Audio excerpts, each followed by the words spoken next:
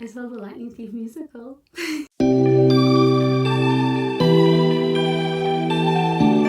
If you guys have been watching my channel for a while, you may remember that back at the start of, I say I think it was March 2019, I went to New York City, my favourite place. I went and I saw the Lightning Thief musical at the Beacon Theatre. So it was on its US tour. This was before it was on Broadway. And I saw it at the Beacon Theatre and it was the best thing. Here's a snippet from the kind of like mini vlog that I did that day, which I genuinely go back and watch. Like, I think it's like the only video of mine that I go back and watch because I just, like, the joy on my face is like just crazy.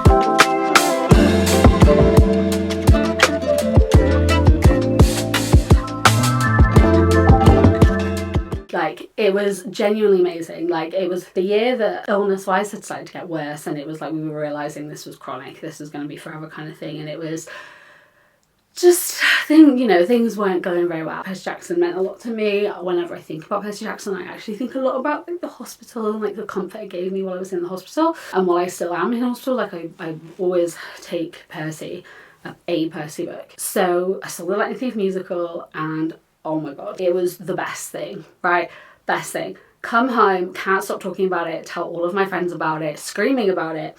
It goes on to Broadway and I like wishing I could go back and see it again, but alas I couldn't. And then they announced another US tour and I was like really excited and I was like, maybe I could try and do this, or maybe it would lead to other things and it would maybe come over here. And then COVID, which cancelled the US tour and killed my dreams at the same time. So I then went the last 4 years telling everyone about the Lightning Thief musical, listening to the Lightning Thief musical. At the end of 2019, because it was on Broadway, there was a bonus album release that had songs that didn't make it into the original thing.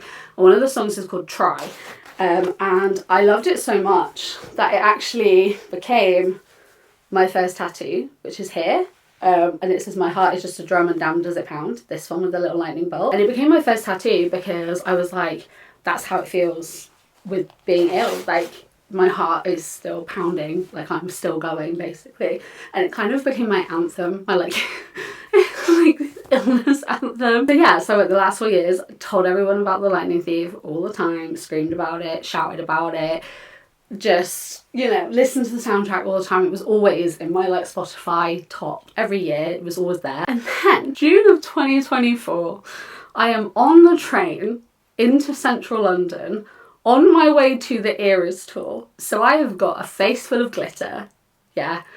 I am wearing a Junior Jules t-shirt and pyjama trousers on this train, sat next to my friend on the train, right? Doing my crochet.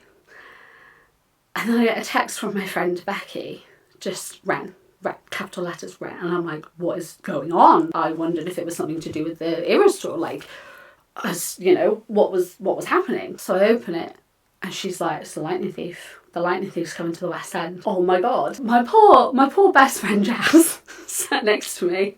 I ignored her for about half an hour. I cried. Becky got us front row tickets to what was supposed to be the first show, but then they added it was a Saturday matinee, but then they added the Friday night show, so it wasn't the first show in the end. But Becky got us front row, and I just ignored Jazz for like half an hour while I just sat and processed the fact that I'd be seeing the Lightning Thief musical. In November 2024, I went to the Lightning Thief and I saw it and it was perfect and wonderful and so happy. It was just happy.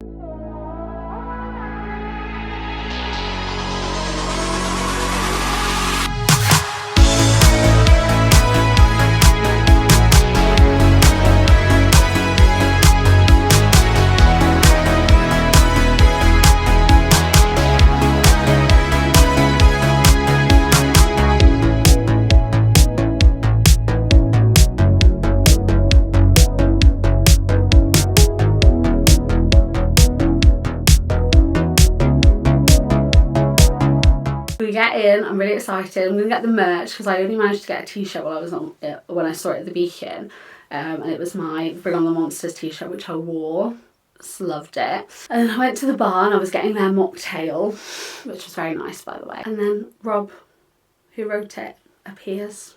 And I heard his voice and I turned. I was like, you wrote this? And then I just spewed all these things. I showed him my try tattoo. We took a picture that he put on his Instagram. So then when I was saying bye to him, he said to me, enjoy Act 2. A bit confused by this. I thought he meant because this is like the West End version, so it's like Act 2 of the musical, if that makes sense. If you get me, like Broadway, New York, the US was Act 1, this is Act 2, so that's what I thought he meant, that's what I took from that. And I bought a programme, but I didn't look in it because we were like front row and we were like in the moment and it was like great.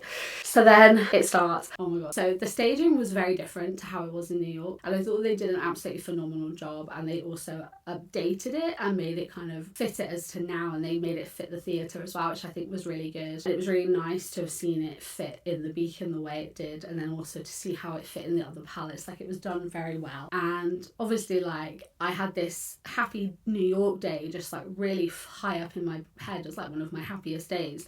And I was like, there is a lot to live up to. And Max Harwood, who plays Percy, I saw him in the Stranger Things, The First Shadow, which I still need to do a review of actually. But I saw him in that. He was Alan Munson, and he was really, really good in that. Like, he was phenomenal. So I knew that Percy was in good hands. But obviously, like, I'm nervous because, like I said, this day is a big day in my head for so long. And it started, and I was like, this is perfect. It was so good. The staging, the cast, they were phenomenal. Like, they embodied these characters so well. Like, they were just them. Max just like embodied Percy perfectly. Percy has that thing about him where he says things and you're just like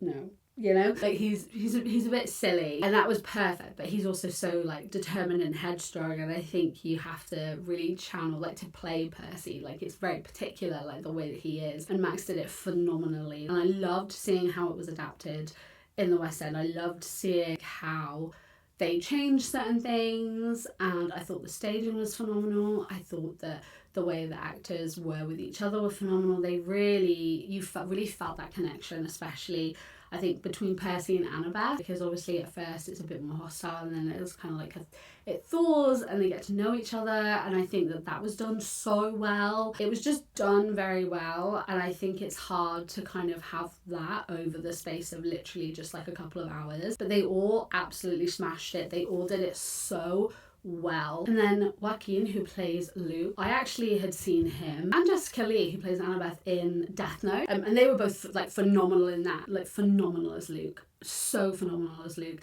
And me and my friends were talking about Luke as a character in general, and we're I have said this so many times, but I think that Luke's reprise of Good Kid is one of the best reprises in any musical that I've ever seen, and he did that so well. The passion in that, the emotion in that,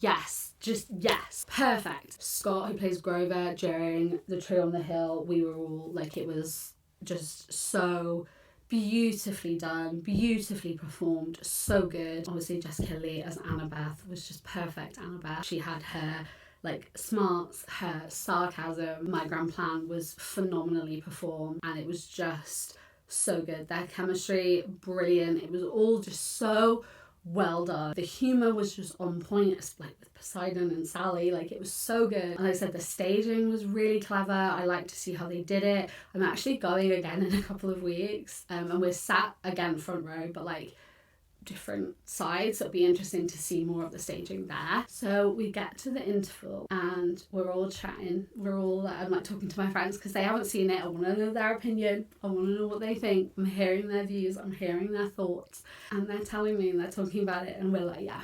And it's like we're having a chat and it's good and it's great. We get to Act 2 and I'm there ready, waiting for Lost to start. Right, they're going to be sat on their little seat and Lost is going to start and it's going to be great. But no. So they take their places on the stage, and Max Harwood sits on the stage by us, and I'm like, what is going on?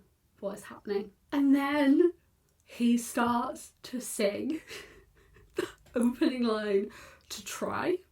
And I just grabbed my friend's hand and like I just feel my eyes and like hearing my tattoo line, like this song which felt so personal to me, like it was one of the bonus songs, like it's never been performed before and it's been added to the show, and now every time I see the show I get to hear this song which has sailed me through illness and sadness and was a song which I knew had to be on me permanently because of the effect it had on me. So and I was just I just didn't know what to do, and obviously that is what Rob said to me, enjoy Act 2, because I was going to hear Try, which was beautiful and wonderful and beautifully performed and beautifully done, and I loved it, and I just thought it was just so good. It's such a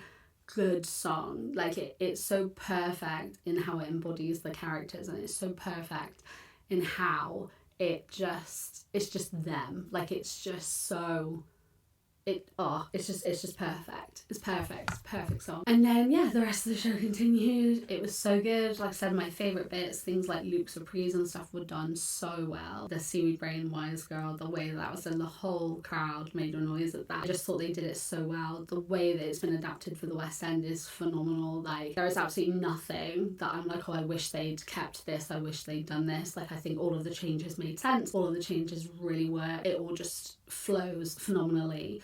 And I was just so happy. I was just happy. It was just so lovely and wonderful, and it's just such a phenomenal show. It's actually just been extended until August. So if you guys find yourself in London and can go and see it, I 100% recommend it. It is genuinely my favourite musical. Like it has the right amount of like not taking itself too seriously, like Mr. Brunner's horse legs, and telling the story perfectly. Like it is a perfect Percy adaptation. I genuinely think it is a perfect Percy adaptation. It really perfectly captures the humour from the books, which I think is really hard to do because Rick writes so specifically, and I think that it's just like the way that that's been captured is just amazing and beautiful, whilst also having those serious moments and those serious things and those things that are very moving and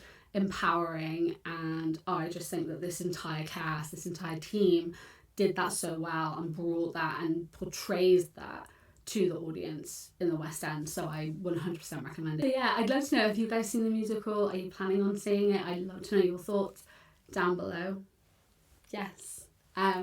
Thank you guys so much for watching. Follow me on Instagram if you want to see me go again, because I am. I'll probably end up going multiple times. You can follow all my shenanigans on my social medias, which will be in the description, as well as my Queer Bookish podcast. That will also be in the description as well. Thank you guys for watching. I hope you're doing really, really, really, really well, and I'll see you next time. Goodbye.